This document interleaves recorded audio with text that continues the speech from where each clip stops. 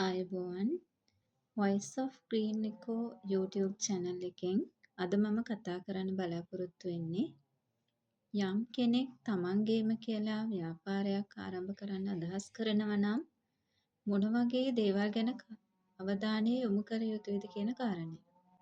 ව්‍යවසායකත්වය ගැන වැඩිපුර කතා කරන යුගයක තමන්ගේම කියලා කර්මාන්තයක් හරි ව්‍යාපාරයක් හරි ආරම්භ කරන්න යම් අයෙකුට හිතුනොතින් ඒකේ මූලික අදියරේදීම තමන් කොහොමද ඒ දේ කරන්නේ කියන එක ගැන සහයක් වෙන්න පුළුවන් අදහස් ටිකක් තමයි මම අද සාකච්ඡා කරන්නේ.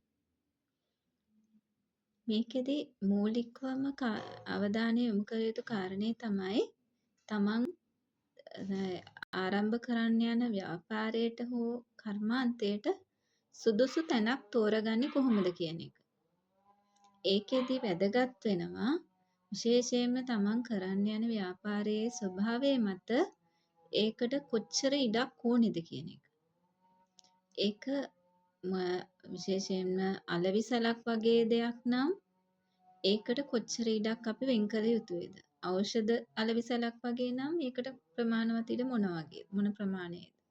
ඒ වගේම තමයි විශේෂයෙන්ම ගොඩනැගිලි ද්‍රව්‍ය අලෙවිසලක් වගේ නම් අපිට ටිකක් වැඩිපුර අවධානය යොමු කරන්න වෙනවා ගොඩනැගිල්ල තුල සහ ගොඩනැගිල්ලෙන් පිටත කොච්චර ඉඩක් අපි ඒ සඳහා වෙන් කළ යුතුයිද කියන එක.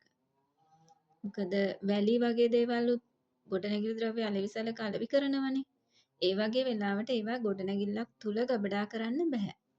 ඒකට ඒවට ප්‍රමාණවත් ඉඩක් බාහිර ගොඩනැගිල්ලෙන් පිටත භූමියේ පැවතිය යුතුයි. ඒ වගේම කම්බි වගේ ඉදිකිරීම් ක්ෂේත්‍රයේ අවශ්‍ය වෙන උපකරණ ද්‍රව්‍ය ගබඩා කිරීමේදී ප්‍රමාණවත් ඉඩ හැසිරවීමේදී හා ගබඩා කිරීමේදී සැලකිලිමත් විය යුතුයි. ඒ වගේම තමයි ආහාර ද්‍රව්‍ය අලෙවිසලක් නම් වෙනත් නිතර පාරිභෝගිකයන් යන එන ස්ථානයක් නම් අපි තවත් අවධානය යොමු කළ යුතු කාරණයක් තමයි ඒ සඳහා ප්‍රමාණවත් වාහන නැවැත්වීමේ පහසුකම් සහිත ස්ථාන.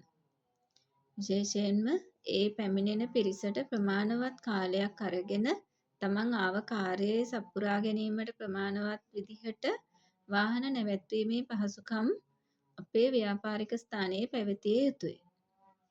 උදාහරණයක් විදිහට මේ වෙන විට අපි සමාජයේ දකිනවා සුපිරි වෙළඳසල් තියෙන ස්ථානවල පාරිභෝගිකයන්ගේ වාහන නවත්වා ගැනීම සඳහා ප්‍රමාණවත් ලොකු ඉඩක් වෙන් කරලා තියෙනවා.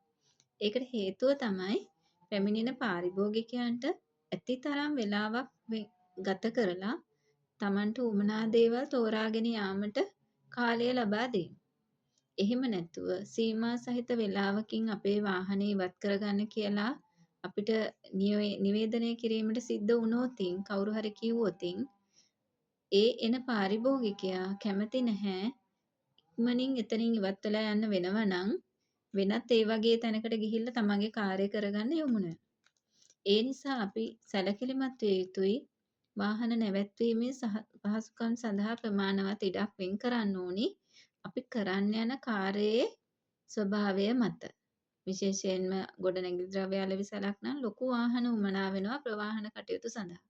ඒවා හැසිරවීමට භාණ්ඩ බෑම සහ පැටවීම සඳහා ඒ වගේ කටයුතු වලදී අපිට මේ ප්‍රමාණවත් ඉඩ පහසුකම් නොතිබ්බොතින් ගැටලු ගොඩකට මුහුණ දෙන්න සිද්ධ වෙනවා.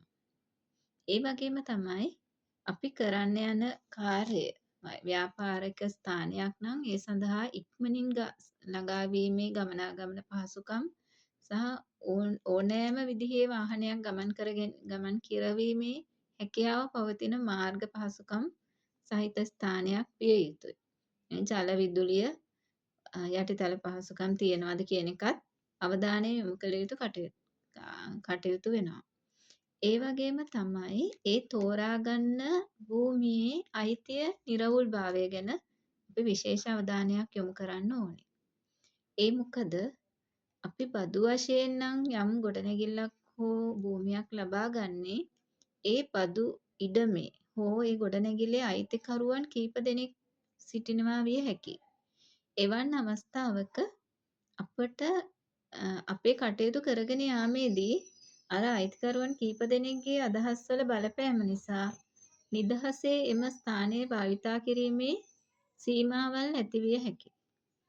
ඒ නිසා මූලික අදියරේදීම අදාළ ගොඩනැගිල්ල හෝ ස්ථානය තෝරා ගැනීමට පෙර ගිවිසුමකින් ඒ අවශ්‍ය නිදහස ලබා ගැනීම ඉතා වැදගත්. ඒ කරුණු ඇතුළත් කරලා දෙපාර්ශ්වය විසින් අත්සන් කරන ගිවිසුමක් තබා ගැනීම ඉදිරියේදී ඇතිවිය හැකි ගැටලු නිරාකරණය කරගන්න පහසුවක් වෙන්න පුළුවන්.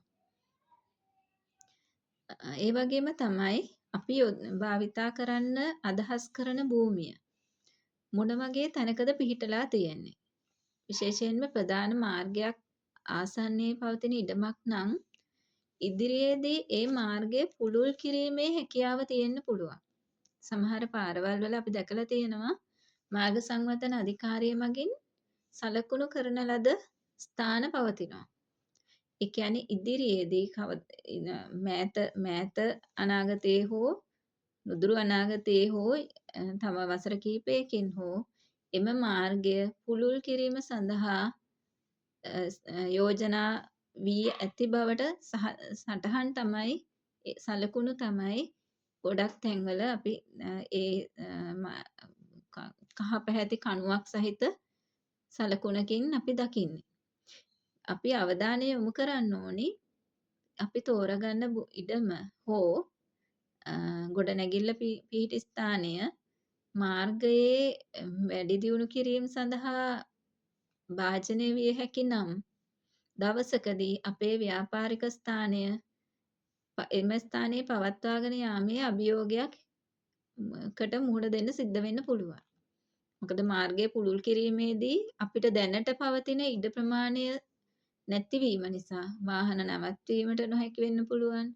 ඒ වගේම සමහර විට අපේ ගොඩනැගිල්ල ඉදිරි බිත්තිය ඉවත් කරන්න සිද්ධ වෙන්න පුළුවන්. එතකොට පිටුපසින් අපිට ප්‍රමාණවත් ඉඩක් නොමැති නම් එම ව්‍යාපාරික ස්ථානය අපිට එතනින් ඉවත් කර ගැනීමට සිද්ධ වෙන්න පුළුවන්.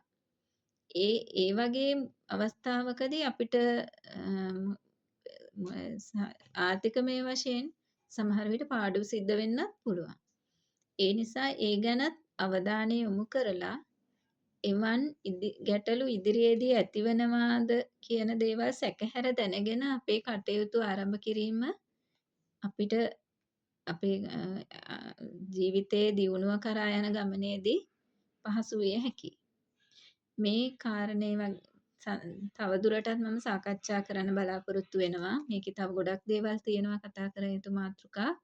මේ ඉදිරි වීඩියෝ වලින් ඒ සම්බන්ධයෙන් සාකච්ඡා කරනවා. ඒ නිසා මම ඔබෙන් ආදරෙන් ඉල්ලා සිටිනවා රැඳී ඉන්න Voice of Guinico YouTube channel එකත් එක්ක subscribe කරන්න මේ වීඩියෝ channel එක.